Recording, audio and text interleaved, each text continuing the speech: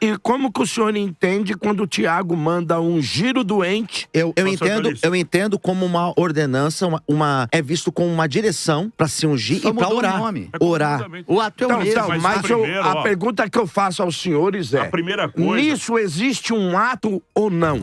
E aí, atos proféticos são para os dias de hoje? Deixe seus comentários aqui abaixo e não se esqueçam de se inscrever no canal e ativar o sininho das notificações. Mas assim, o que nós estamos vendo hoje? Atos proféticos sem a supervisão e direção do próprio Senhor. Então se confunde um ato profético como uma profecia. Vamos lá para Ágapo, né? Que está lá em Atos capítulo 21, versículo 10 a 15. E ali está falando, né, a respeito do que Ágapo pega um cinto do apóstolo Paulo, ele amarra as mãos e os pés e fala, o dono desse cinto vai ser preso quando chegar em Jerusalém.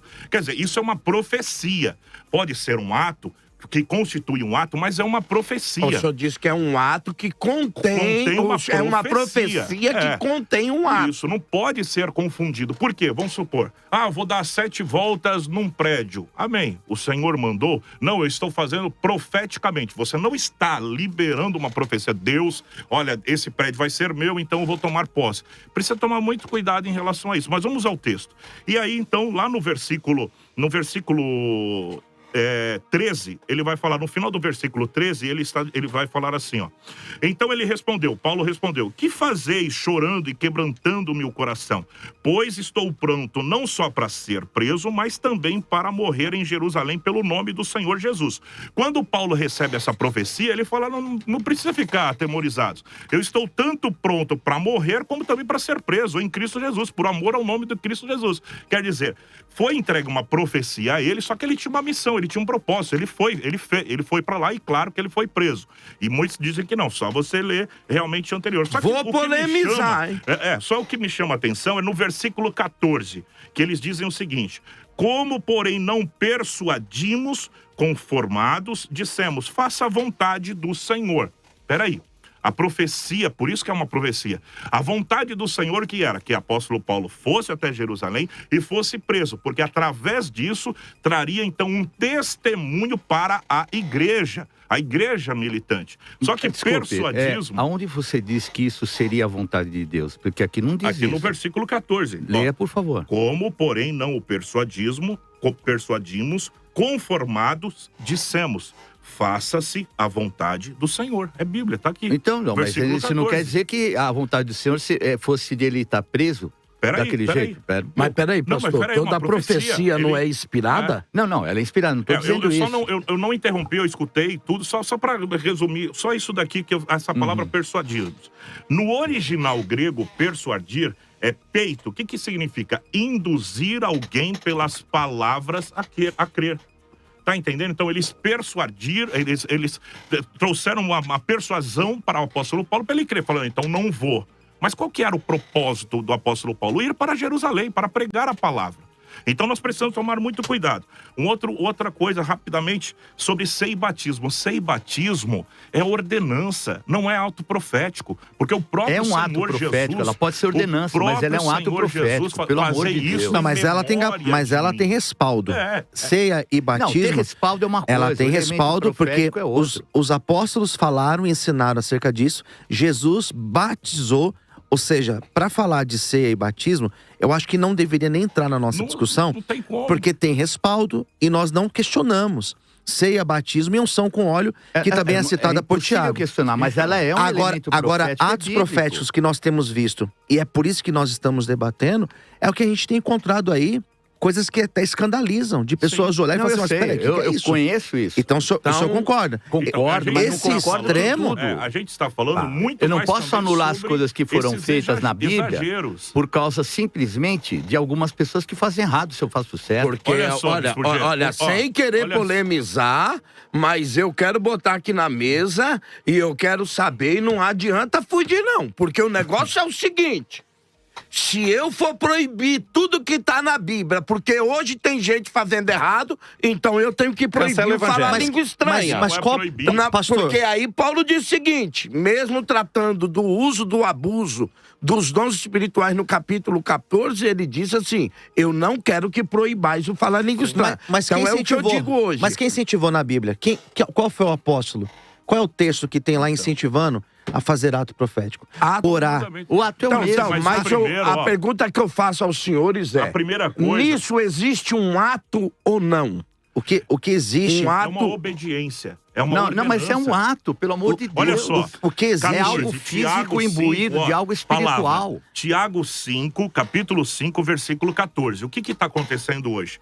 O ato gera fé, na cabeça de muitos, sem informação. A gente está vivendo diante de uma geração com muita informação e pouco conhecimento da palavra. Verdade. E por quê? Concordo com o senhor. Na cabeça de muitas pessoas e na doutrina de muitas pessoas está o seguinte, o ato gera fé. E não é isso. Não é isso. Fé, a palavra do Senhor gera fé. Não é o ato que gera fé.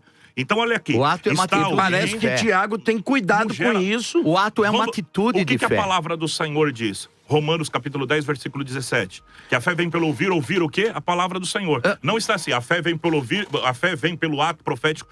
Até as pregações, Bispo G. Não, a gente vai estar aqui. Não, mas peraí, eu vou voltar. Você está misturando. Só para o senhor concluir, eu vou voltar com o Bispo G. Segura aí, Bispo G, você vem que vem. Ó, está alguém entre vós doente, chame os presbíteros da igreja e faça a oração. Quer dizer, primeira, a oração da fé. Não, ele diz...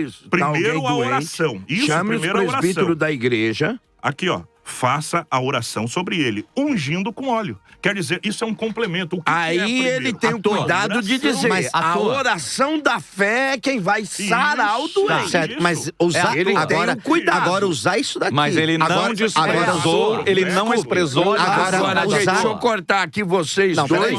Usar isso palavra com o Bispo G. E vocês vão poder aí... É muito fácil a gente pegar alguma coisa que é feita de uma forma e achar que sempre tem que ser dessa forma. E dizer que tudo isso que foi colocado aqui são atos proféticos. São, permitidos ou não, ou falado ou não, nem tudo que está no Antigo Testamento vai ser falado, até porque não cabe no Novo Testamento tudo que aconteceu no Antigo. Então, sabe, isso é uma forma de fuga para, assim, deixar de colocar aquilo que Deus pode fazer, que fazia e pode fazer. Eu vou ler aqui uma passagem para simplificar. Está em Atos 19, Atos dos Apóstolos, 19, versículo 11. E Deus, pelas mãos de Paulo, fazia milagres extraordinários, a ponto de levarem aos enfermos lenços e aventais do seu uso pessoal, diante dos quais as enfermidades fugiam das suas vítimas e os espíritos malignos se retiravam. Quer dizer que isso aqui não é um elemento profético, é descritivo. Atos é descritivo. Não é Paulo, é Deus. Não, mas Deus pelas mãos. Atos é descritivo, gente. Atos é descritivo. Bom, se é descritivo ou normativo, histórico descritivo. É ato profético. Bispo G, é elemento profético. Deixa só o Bispo G o senhor é teólogo, Bispo. Deixa só o Bispo G completar a fala, gente. Então, olha, não adianta vir com um é normativo, tudo bem, vocês vão explicar o que é um e a outro. É ato com elemento profético. Elemento profético, as roupas que estavam ali e os demônios saíam. Onde é que estavam os demônios? Em algo físico. Agora, Bispo G, eu concordo com o senhor, mas eu queria estender uma pergunta para o senhor, se o senhor permitir. Pois não. Até para o senhor esclarecer o seu ponto de vista, claro. O senhor acredita que todo ato descritivo na Bíblia deve ser seguido como regra de fé para os crentes? Não. Ou o senhor acredita, o senhor faz separação dessa parte teológica entre descritivo e normativo? Não. Eu acho em termos de elemento profético de maneira alguma. Porque os dois, eles têm um mesmo fundamento, é estabelecer aquilo que é o poder de Deus. Agora, ó, ele falou Isaías. Ele falou Isaías, por exemplo, ele comentou Isaías. Foi algo direto, sem problema. Agora, isso não quer dizer... que, por exemplo, o ato profético de Josué estendendo a lança para Ai seja algo que eu não possa fazer de alguma forma.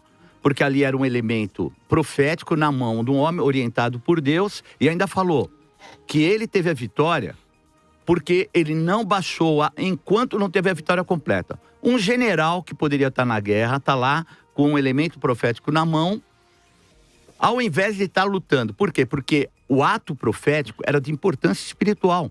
Então aqui nós vemos, inclusive, o ato profético deixa muito claro nas passagens que eu li, sobre território espiritual.